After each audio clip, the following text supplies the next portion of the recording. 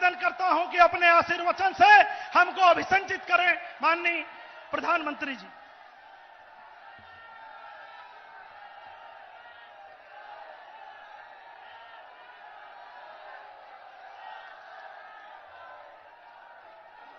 नमस्कार।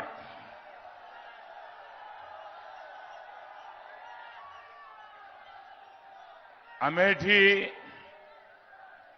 और सुल्तानपुर के यहां के लोग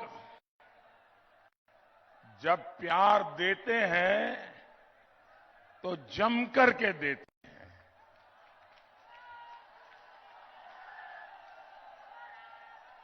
आज भी मैं वही स्नेह, वही अनुराग, वही अपनापन अनुभव कर रहा हूं और इसके लिए मैं आपका बहुत आभारी हूं।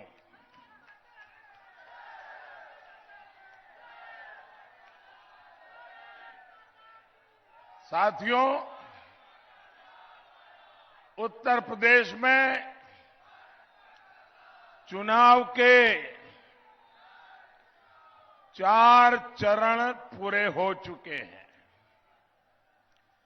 चारों ही चरणों में लोगों ने एकजुट होकर बीजेपी को अपना आशीर्वाद दिया है। जो गौर परिवारवादी सोच रहे हैं कि यूपी के लोग बंट जाएंगे, बिखर जाएंगे, देश हित को भूल जाएंगे, उत्तर प्रदेश के हितों को भूल जाएंगे, अपने इलाकों के हितों को भूल जाएंगे, उन सबके सारे गणित उल्टे पड़ गए हैं। उन्हें सच्चाई का पता 10 मार्च को लग जाने वाला है भाई। और इसलिए इस बार उत्तर प्रदेश रंगों वाली होली 10 मार्च को ही मनाना शुरू कर देगा। अमेठी, सुल्तानपुर के लोग तो जानते ही है कि परिवारवादियों की हमेशा से ही ये दिक्कत रही है। ये लोग जमीन हकीकत से इतना दूर है, इतने आसमान में है कि जमीन पर क्या चल रहा है इन्हें दिखाई नहीं देता है। साथियों, आज दशकों बाद यूपी में ऐसा चुनाव हो रहा है जब कोई सरकार अपने किए विकास कार्यों के आधार पर गरीबों के हित में किए गए कार्यों के आधार पर आज आपसे वोट मांग रहा है। वर्षों बाद ऐसा हुआ है जब यूपी की सरकार सुधरी हुई कानून व्यवस्था पर वोट मांग रहा है। वर्षों के बाद ऐसा हुआ है जब यूपी में दंगे रुके हैं, अपराधियों की हिम्मत पस्त हुई है। वर्षों बाद ऐसा हुआ है जब मुख्यमंत्री अपने परिवार को आगे बढ़ाने भ्रष्टाचार का आरोप, ऐसी किसी भी मुसीबत को इस चुनाव के मैदान में झेल नहीं रहा है।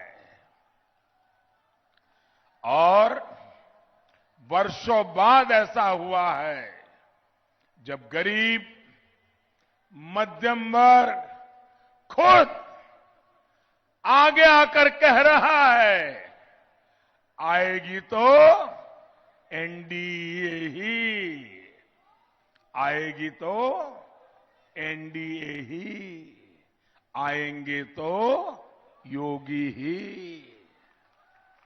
भाई और बहनों, जो ये परिवारवादी लोग होते हैं, वो सत्ता में इसलिए आना चाहते हैं ताकि अपनी और अपने परिवार की ताकत बढ़ा सके और राजा महाराजा की तरह आप पर राज कर सके। हमें किसी ताकत के लिए सत्ता नहीं चाहिए, ना ही हमारी ताकत कोई बाहुबली या माफिया है। हमारी ताकत उत्तर प्रदेश की जनता है। उत्तर प्रदेश क्या गरीब है, उत्तर प्रदेश की माताएं बहनें हैं। वो आज देख रहा है कि कैसे बीते 5 सालों में भाजपा सरकार ने उसकी भलाई के लिए काम किया है। वो जानता है कि हर सुख दुख में हमारी सरकार उनके साथ खड़ी रही है। वो जानता है कि सरकार की योजनाओं का लाभ देने में हम कभी भी न जाति देखते हैं, न मजहब देखते हैं। हम सिर्फ ईमानदारी से जो भी गरीब है, जो भी योजना का हकदार है, उसकी आवश्यकता की पूर्ति का प्रयास करते हैं। इसलिए आज यूपी के लोग भाजपा को दिल से इतना आशीर्वाद दे रहे हैं। भाइयों और बहनों, आज का दिन 24 फरवरी मेरे जीवन का विशेष दिन है, क्योंकि आज ही पीएम किसान सम्मान निधि को 3 साल पूरे हुए हैं।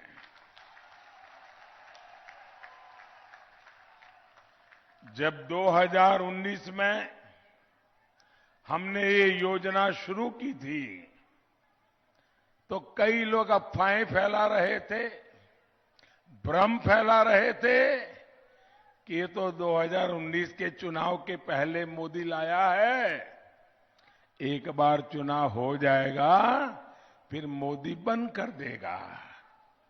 और कुछ हमारे विरोधी लोग हैं ना, वो तो दिन रात इसको चला भी रहे थे। लेकिन भाइयों बहनों, हम जो काम करते हैं सोच समझ करके करते हैं, ईमानदारी से करते हैं और लोगों की भलाई के लिए करते हैं। और आपने देखा, चुनाव हो गया, हम जीत भी गए, लेकिन जो योजना शुरू की थी 3 साल से अनवरत, इस योजना का पैसा सीधे किसानों के बैंक खातों में जा रहा है। यहां अमेठी के किसानों को भी 450 करोड़ रुपए, 450 करोड़ रुपए से ज्यादा इस योजना से सीधे मेरे किसानों के खाते में जमा हुए हैं। सुल्तानपुर के किसानों को भी 430 करोड़ रुपए से ज्यादा पीएम किसान योजना के मिले हैं। ये योजना कितने ही किसानों का और खास करके मेरे छोटे किसान भाई बहनों का, उनका ये संबल बनी है। साथियों, आज आपके बीच आया हूं तो एक और बात भी बताना चाहता हूं।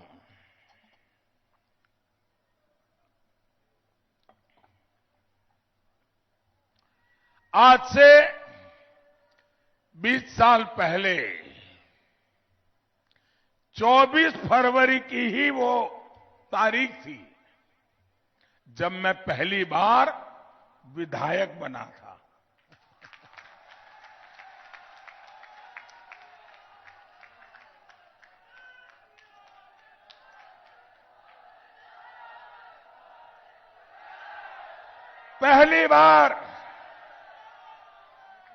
पहली बार जीवन में अचानक चुनाव के मैदान में आना पड़ा था और राजकोट के लोगों ने मुझे आशीर्वाद दिए और सेवा का ये सिलसिला शुरू हुआ।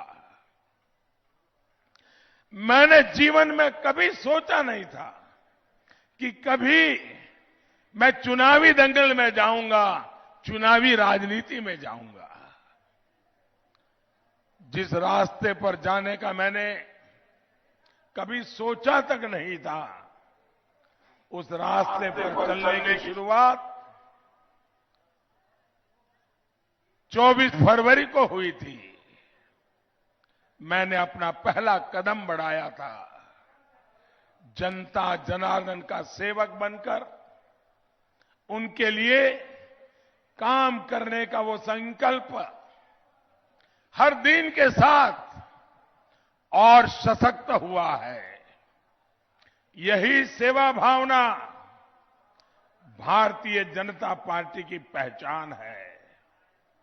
और चुनावी दुनिया में आने के बाद जिस तरह यूपी ने मुझे अपना लिया, मां गंगा ने मुझ पर जिस प्रकार से स्नेह वर्षा की, आप लोगों ने मुझे गले लगाया,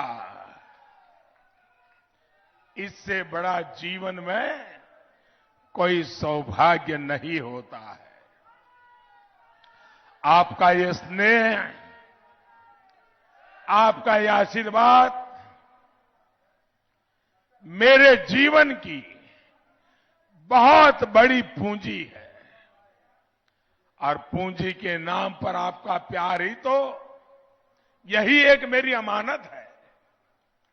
भाइयों और बहनों,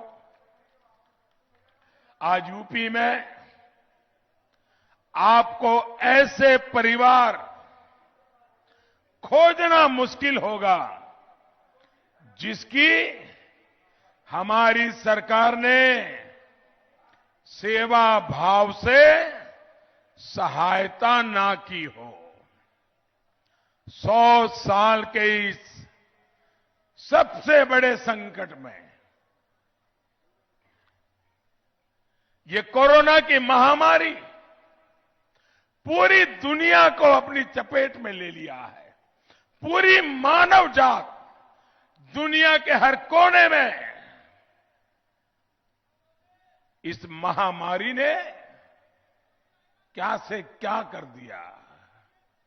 लेकिन हिंदुस्तान में भाजपा सरकार ने सबकी मदद का प्रयास अविरत जारी रखा।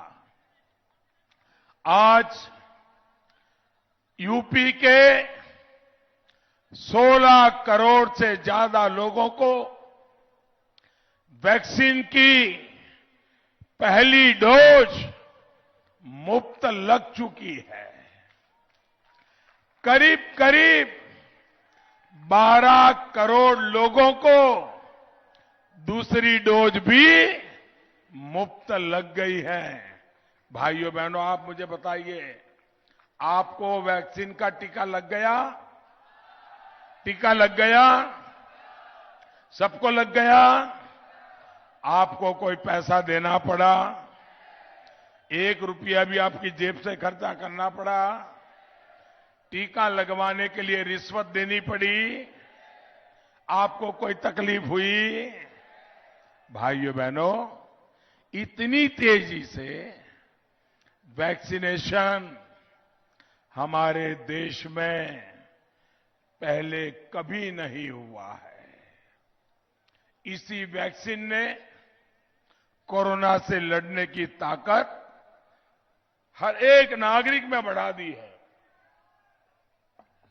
इसी के कारण आज दुकानें खुली हैं, व्यापार खुला है, स्कूल कॉलेज खुले हैं, फैक्ट्रियां खुली हैं। साथियों, इन परिवारवादियों का वैक्सीन को लेकर जो रवैया रहा है, वो भी पूरे उत्तर प्रदेश, पूरे देश ने देखा है। इन लोगों ने भारत में बनी वैक्सीन को बदनाम करने की भरपूर कोशिश की और यहां तक कह दिया, आपको याद है ना, यहां तक कह दिया ये भाजपा की वैक्सीन है, ये तो भाजपा की वैक्सीन है। और कुछ लोगों ने कहा ये तो भाजपा की वैक्सीन है, हम नहीं लगाएंगे। कोशिश यही थी, उनका इरादा यही था कि लोग डर जाएं, राजनीति का रंग लग जाए और लोग वैक्सीन न लगवाएं, और वैक्सीन न लगे, कोरोना का हमला होता रहे, लोग मुसीबत में फंसते रहे और मोदी बदनाम होता रहे, योगी बदनाम होता रहे, तबाही होती रहे। भाइयों बहनों, क्या ये सोच अच्छी है? क्या किसी का बुरा सोचना ये अच्छी बात है? क्या ऐसे लोगों को माफ किया जा सकता है? क्या इन्होंने गुनाह किया है कि नहीं किया है? ऐसे गुनहगारों को आपका वोट मांगने का हक है क्या? लेकिन इन लोगों की इज्जत ही इतनी जमीन पे पहुंच गई है, इनकी क्रेडिबिलिटी इतनी खराब है कि खुद इनकी पार्टी के लोगों ने भी, इनके कार्यकर्ताओं ने भी उनकी बात नहीं सुनी और वैक्सीन लगवा दी। ये परिवारवादी बहकाते रहे, लेकिन उनके कार्यकर्ताओं ने भी रजिस्ट्रेशन करवाया और उन्हें भी कोरोना वैक्सीन की डोज ले ली। साथियों, भारत ने जिस तरह दुनिया का सबसे बड़ा वैक्सीनेशन कार्यक्रम चलाया, उस पर हर भारतीय को गर्व है। पहले दिन से ये अभियान नियमों के अनुसार चला, डिसिप्लिन से चला, कोई भगदड़ नहीं, कोई ब्लैक मार्केटिंग नहीं, कोई मेरा तेरा नहीं, सब कुछ नियम से हुआ। इतने बड़े देश में जब कोरोना के कारण मुसीबतें सामने खड़ी हो, फिर भी सारा काम डिसिप्लिन से चले, ये हिंदुस्तान के लिए सर ऊंचा करने की घटना है भाइयों, बहुत बड़ी बात है। और आप खुद भी गवाह है कि जब वैक्सीनेशन शुरू हुआ तो मोदी खुद दौड़कर सबसे पहले वैक्सीन लगवाने के लिए नहीं पहुंचा। हमने पहले स्वास्थ्य सेवाओं से जुड़े लोगों को, सफाई कर्मचारियों को, बुजुर्गों को, गंभीर बीमारी से ग्रसित लोगों को वैक्सीन लगवाने का मौका दिया। ये परिवारवादी सरकार में होते तो सारी लाइनें तोड़कर खुद सबसे पहले वैक्सीन लगवा दे। आप ये भी देखिए, मैंने भी वैक्सीन तब लगवाई जब नियम से मेरा नंबर आया। आप सबको मालूम होगा, अब मेरी मां 100 साल की उम्र है, उन्होंने भी लाइन नहीं तोड़ी। उन्होंने भी जब उनका नंबर आया नियम से तब वैक्सीन लगवाई। इतना ही नहीं, अभी बूस्टर डोज, तीसरे डोज की चर्चा चल रही है। मेरी मां ने नहीं लगवाया क्योंकि उम्र 100 साल है, लेकिन कोई और बीमारी नहीं होने के कारण उनका नंबर नहीं लगता है, तो उन्होंने नहीं लगवाई। कानून नियमों का पालन प्रधानमंत्री भी करता है, प्रधानमंत्री की 100 साल की उम्र की मां भी करती है।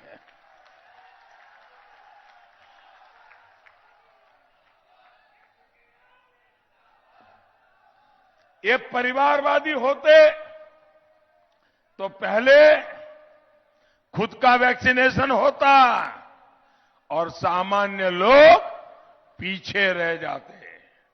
साथियों, यूपी के 15 करोड़ लाभार्थियों को इस मुश्किल समय में मुफ्त राशन का डबल बेनिफिट मिल रहा है। यूपी के 1,65,00,000 गरीब परिवारों को हमारी सरकार ने मुफ्त गैस कनेक्शन दिया है। यूपी के 34 लाख गरीब परिवारों को हमारी सरकार ने पक्का घर बना करके दिया है।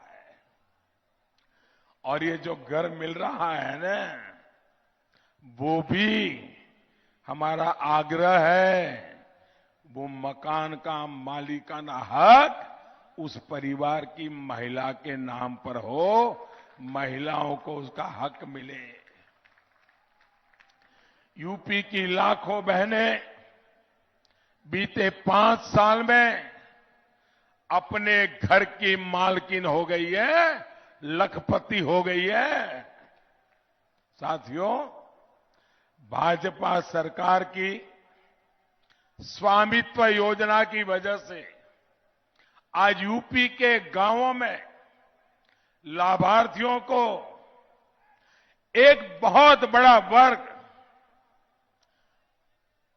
जिनको लगातार उनके हक का चीजें सामने से उनके घर पे पहुंच रही है, ये वो वर्ग है जिसको पहले की सरकारों के समय अपने घर, अपनी जमीन पर कब्जे की चिंता आए दिन सताती थी।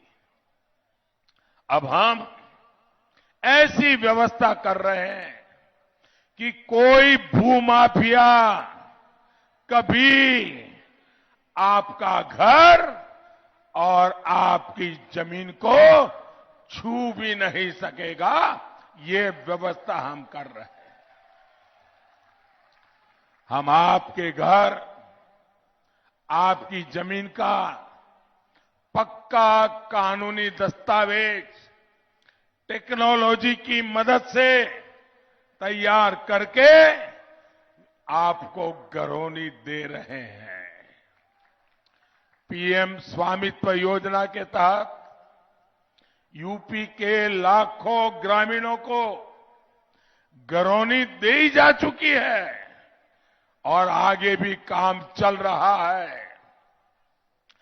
बाकी गांवों में भी ड्रोन के माध्यम से ये काम, ये आचार संहिता के कारण अफसर जरा दूसरे कामों में, इलेक्शन कमीशन की सेवा में है, लेकिन जैसे ही चुनाव का काम पूरा होगा, धनाधन ये काम फिर से शुरू हो जाएगा।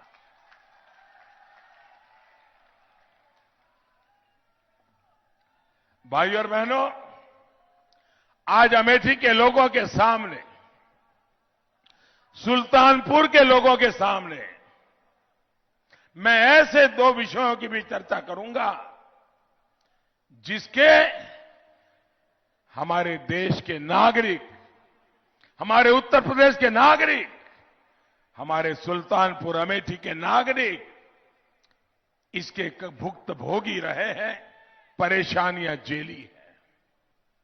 ये विषय है और वो देश के सामने, लोकतंत्र के सामने बहुत बड़ी चुनौती है। और मैं चाहूंगा कि मेरे जो नौजवान हैं वो मेरी इस बात पर गौर करें, उस पर जरूर ध्यान दें। साथियों, ये विषय है पहला, वोट बैंक की पॉलिटिक्स, और दूसरा परिवारवादी राजनीति। जब मैं दो विषयों की चर्चा करता हूं तो ये परिवारवादी लोग मुंह पर ताले लगा देते हैं और उनके जो इकोसिस्टम है ना, वो भी बात को उलट करके दूसरी दिशा में ले जाती है। आप देखिएगा, ये लोग कभी इसका जवाब नहीं देते क्योंकि इनके दिल में खोट है। साथियों, वोट बैंक की पॉलिटिक्स और परिवारवादी राजनीति दोनों ने देश का बहुत ज्यादा नुकसान किया है। जब आप वोट बैंक की पॉलिटिक्स करते हैं, किसी का तुष्टीकरण करते हैं, तो इसका सीधा मतलब ये होता है कि समाज के एक बड़े वर्ग से आप विकास का हक छीन रहे हैं। जब आप परिवारवादी राजनीति करते हैं तो इसका सीधा मतलब ये होता है कि आप किसी साधारण व्यक्ति से आगे बढ़ने का अधिकार छीन रहे हैं। साथियों, एक समय था जब इन नेताओं ने वोट बैंक पॉलिटिक्स को, तुष्टीकरण को बढ़ावा दिया, उसे खाद पानी दिया। आज वोट बैंक की इसी पॉलिटिक्स ने, तुष्टीकरण की इसी राजनीति ने इन नेताओं को, इन राजनीतिक दलों को अपना बंधक बना दिया है, बंधक बना दिया है। अब वोट बैंक की पॉलिटिक्स ही इन दलों की, इन नेताओं की मजबूरी बन गई है। इसलिए आज भी उनका हर फैसला इसी वोट बैंक की पॉलिटिक्स के हिसाब से ही होता है। ये फैसला अगर देश हित के खिलाफ हो तो भी ये नेता उस फैसले को लेने में जरा भी हिचकते नहीं है। उनको देश की नहीं, वोट बैंक की चिंता रहती है। और इसलिए आप लोग देखते हैं कि लोग हमारी सेनाओं का अपमान करते हैं, हमारे पुलिस फोर्सेस का अपमान करते हैं, उनके मनोबल को तोड़ने की बातें करते हैं, क्योंकि ऐसी बातें करने से उनकी वोट बैंक को खुशी होती है। इसी सोच की वजह से ये लोग हमारे संविधान की परवाह नहीं करते, देश की संवैधानिक संस्थाओं पर सवाल खड़े करते हैं।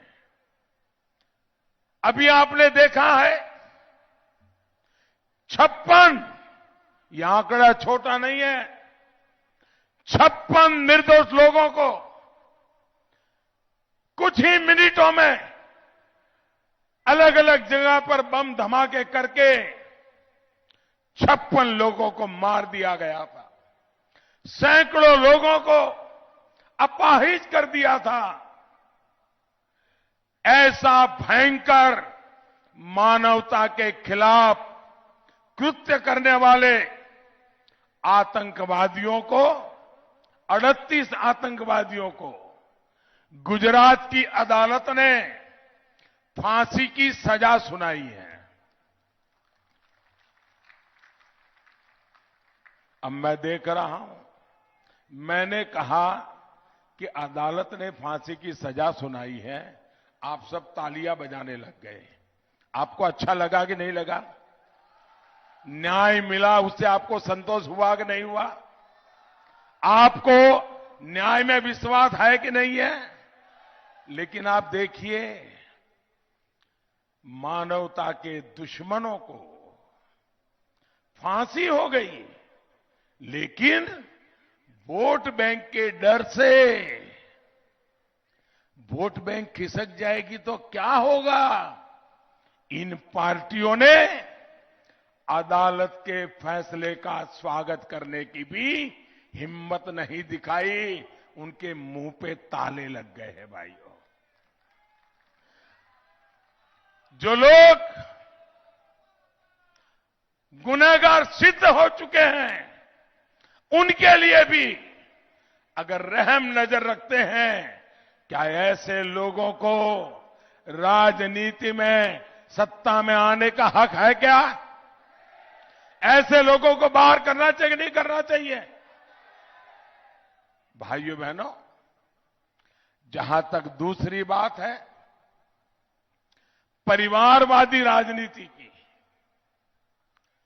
तो उससे भी देश का बहुत नुकसान होता है। परिवारवादी राजनीति में पार्टी का अध्यक्ष परिवार का होता है, पार्टी के सभी महत्वपूर्ण पदों पर परिवार के लोग ही जम करके बैठे होते हैं, महत्वपूर्ण पदों पर दावेदारी भी उसी परिवार के सदस्यों की होती है। पार्टी में कोई आंतरिक लोकतंत्र नहीं होता। पिता के बाद बेटा, फिर बेटे के बाद बेटा या बेटी, बहू, उन्हीं लोगों को पद पर रहने का हक मिल जाता है। ये परिवारवादी पार्टियां यही पहले पक्का कर लेती है। इन पार्टियों में जो परिवार को समर्पित होता है, उसी को वहां कुछ अवसर मिलता है। उनके लिए संविधान सुप्रीम नहीं होता है, परिवार का सुप्रीमो ही सुप्रीम होता है। वहां वो खुद के लिए कुछ नहीं कर पाता, देश के लिए कुछ नहीं कर पाता, उसको तो सिर्फ और सिर्फ परिवार के हित में ही काम करना होता है। ऐसी परिवारवादी पार्टियों में कार्यकर्ता के लिए स्पष्ट संदेश होता है, मेहनत आप करिए, फल हम खाएंगे। साथियों, इन घोर परिवारवादियों ने सरकार चलाने का भी एक बहुत बड़ा फिक्स फॉर्मूला बना रखा है। ये लोग अलग अलग जिलों से मंत्री तो बना लेते हैं, अपने वोट बैंक के हिसाब से मंत्री भी ले आते हैं, लेकिन उन मंत्रियों के पास कोई अधिकार नहीं होता है। वो क्या करते हैं, अपने परिवार के लोग जो चुनाव जीत करके नहीं आए हैं, जो संविधान की व्यवस्था में नहीं है, उनको इलाके बांट देते हैं। भतीजों को कहते हैं ये 2 जिले तुम्हारे, भांजे को कहते हैं ये 2 जिले तुम्हारे, बहन को कहते हैं 1 जिला तुम्हारा। और अफसरों को भी मालूम होता है, जो मंत्री बनाए हैं वो तो नाम के हैं, असली मंत्री तो परिवार में जिनको बनाया है, सब कुछ उसी को, ये सुपर मिनिस्टर के ऊपर सुपर मिनिस्टर, वो परिवार का होता है। फिर जो विभाग होते हैं, खनन का काम भांजा देखेगा, हेल्थ का काम भतीजा देखेगा, विभागों को भी परिवार के सुपर मिनिस्टरों को बांट दिया जाता है। और इसलिए नीचे सरकारी तंत्र को भी मालूम होता है कोई काम वाम करने की जरूरत नहीं है, जनता का भला करने की जरूरत नहीं है, बस इस सुपर मिनिस्टर को संभालो, अपना सीआर ठीक रहेगा, अच्छा पोस्टिंग मिलता रहेगा, और इसलिए सरकारी तंत्र भी बर्बाद हो जाता है। भाइयों बहनों, इस तरह चुपचाप परिवार में बैठे बैठे लोग सरकार में सुपर मिनिस्टर के नाते सारा कब्जा करके बैठ जाते हैं।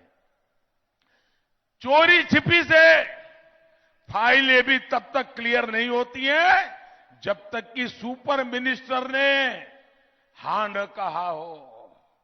यानी मंत्री कोई भी हो, लेकिन परिवार का सदस्य ही उस मंत्रालय के चलाता है, उसी के काम से बात आगे बनती है।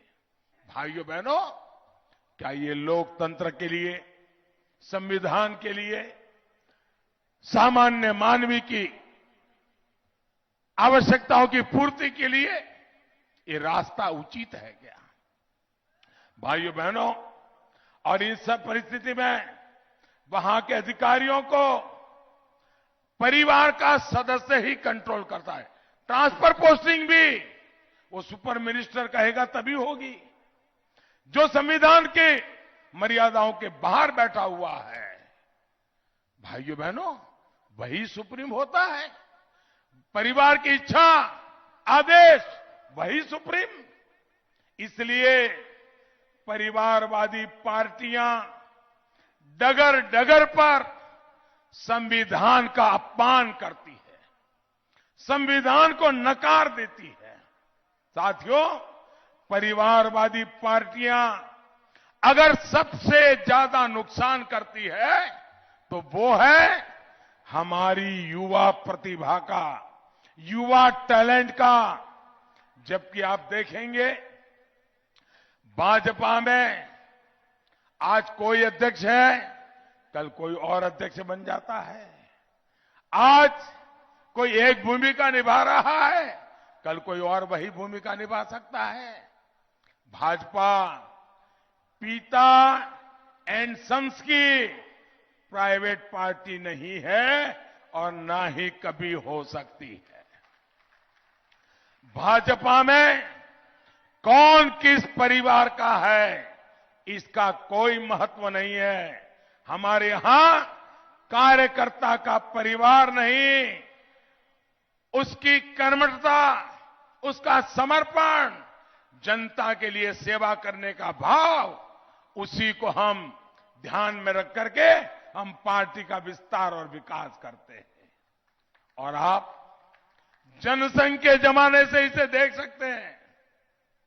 हमारे यहां हमने इसी लोकतांत्रिक परंपरा को आज भी हम जीते हैं और आगे भी जीने का वादा करते हैं। भाइयों बहनों, भारतीय जनता पार्टी को जन्म हुए करीब 4 दशक हो गए। इन 4 दशक में आप देखिए, हमारे यहां पार्टी अध्यक्ष, सभी पार्टी अध्यक्ष अलग अलग बने, अलग अलग इलाके के बने हैं। कोई किसी परिवार के प्रभाव में हमारा अध्यक्ष नहीं बना है। जबकि पिछले 4-5 दशकों में हमने कांग्रेस पार्टी में करीब करीब एक ही परिवार का अध्यक्ष देखा है। साथियों, आजादी की लड़ाई के समय कांग्रेस में कम अधिक मात्रा में लोकतंत्र बचे हुए थे। जब बड़े बड़े स्टॉलवर्ड लीडर हुआ करते थे, तब वहां अध्यक्ष बदले जाते थे, वहां लोकतंत्र बचा हुआ था। लेकिन कांग्रेस में आजादी के बाद जो दिक्कत आना शुरू हुई, जब एक ही परिवार ने पार्टी पर कब्जा शुरू कर दिया। कांग्रेस की देखा देखी पूरे देश में बहुत सारी पार्टियां ये कांग्रेस को देख करके सीख गई और पूरे लोकतंत्र को दीमक की तरह बहुत बड़ा नुकसान कर दिया। यहां यूपी में भी गौर परिवारवादियों ने कांग्रेस कल्चर को ही खुद ने पूरा का पूरा उतार लिया है, उसी रंग में रंग गए हैं। बीते कई दशकों से कांग्रेस हो या समाजवादी पार्टी एक ही परिवार की बंधक बनी हुई है। साथियों, परिवारवादी पार्टियों का एक बहुत बड़ा नुकसान ये भी है कि जब परिवार के लोग कोई गलती करते हैं, बुरा काम करते हैं, भ्रष्टाचार करते हैं, तो परिवार की इकोसिस्टम ही उनको बचाने में काम में लग जाती है। उनको कोई सुधारने के लिए भी काम नहीं करता है, उनको संभालने का काम होता है। आखिर जिन पर भ्रष्टाचार का आरोप लगा है वो भी परिवार के सदस्य होते हैं, इसलिए कुछ नहीं कर सकता है। और कार्रवाई करनी है तो पारिवारिक रिश्ते फैसलों के आड़े आ जाते हैं। भ्रष्टाचार अगर परिवार का सदस्य कर रहा हो तो उसे चुपचाप स्वीकार कर लिया जाता है। उसके बाद यही भ्रष्टाचार उस पार्टी का, उस सरकार का रोजमर्रा का व्यवहार बन जाता है। इससे भी देश का बहुत नुकसान होता है। इसी ने उत्तर प्रदेश का भी दशकों तक बहुत नुकसान किया है। इसलिए यूपी के लोगों को वोट बैंक की पॉलिटिक्स करने वालों से, परिवारवाद की राजनीति करने वालों से बहुत सतर्क रहने की जरूरत है। और मेरे नौजवान, आपको ज्यादा सतर्क रहने की जरूरत है। और अमेठी के लोग तो जानते ही हैं कि ये लोग किसी के नहीं होते। आपने जिन्हें बरसों तक सर आंखों पे बिठाया, सम्मान दिया, और जैसे ही आपने उनको भगाया तो उन्होंने केरल में जाकर आपकी ही बुद्धि को कोसने की शुरुआत कर दी। आपकी समझ पर ही सवाल उठाने लगे। भाइयों और बहनों, विरोध और अवरोध जिनकी राजनीति है वो ये करते ही रहेंगे। हम विकास की नीति उस पर तेज गति से चलते रहेंगे। बीते 5 साल में अमेठी में ही पीएम आवास योजना के 60,000 से ज्यादा घर बनाकर गरीबों को दिए गए हैं। बीते 5 साल में अमेठी में करीब करीब 2 लाख शौचालय, जिसे हमारी उत्तर प्रदेश की बेटियों ने इज्जतघर नाम दिया है, 2 लाख शौचालय बनवाए हैं। ये हमारी सरकार है जिसने अमेठी में मेडिकल कॉलेज का निर्माण शुरू करवाया है। ये हमारी सरकार है जिसने पुलिस लाइन स्वीकृत की है, गौरीगंज और जगदीशपुर में पुलिस फायर स्टेशन स्वीकृत किया है। गौर परिवारवादियों ने यहां की राइफल फैक्ट्री का क्या हाल बना रखा था, ये भी अमेठी के लोग जानते हैं। हमारी सरकार ने ये सुनिश्चित किया है कि अमेठी की फैक्ट्री में बनी AK-203 आधुनिक राइफल देश की सुरक्षा बढ़ाएगी, पूरे अमेठी का नाम रोशन करेगी। ये काम पहले भी हो सकते थे, लेकिन परिवारवादियों के अपने स्वार्थ से फुर्सत मिलेगी तभी तो आप लोगों के बारे में सोचेंगे। साथियों, योगी जी सरकार ने अमेठी और सुल्तानपुर को पूर्वांचल एक्सप्रेसवे से भी जोड़ा है। आपका लखनऊ और दिल्ली का सफर भी आसान हो गया है। यहां के किसानों और पशुपालकों का दूध, फल, सब्जी तेजी से बड़े बाजारों तक पहुंचने का रास्ता बना है। अब हम इसके इर्द गिर्द बहुत बड़ा औद्योगिक गलियारा भी बनाने वाले हैं। इससे रोजगार, स्वरोजगार के अनेकों अवसर यहां खुलने वाले हैं। साथियों, ये जितनी भी परियोजनाओं पर डबल इंजन की सरकार काम कर रही है, वो तभी पूरी हो सकती है जब यहां कानून का राज होगा। उत्तर प्रदेश का कोई भी मतदाता यहां ऐसी सरकार नहीं चाहता जो यूपी के संकल्पों के सामने रोड़ा बनकर के खड़ी हो जाए।